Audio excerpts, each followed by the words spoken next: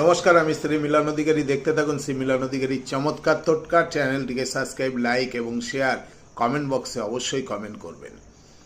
আপনার বাড়িতে অর্থাৎ আপনার সংসারে প্রচুর প্রচুর উন্নতি পেতে এবং সবার সাথে সবার একটা ভাব ভালোবাসা তৈরি করতে আজকে একটি ছোট্ট উপায় আপনাকে বলে দিচ্ছি, আপনি করুন। তারপরে দেখবেন যে আপনার বাড়িতে কিভাবে ভাব ভালোবাসা বৃদ্ধি হয়।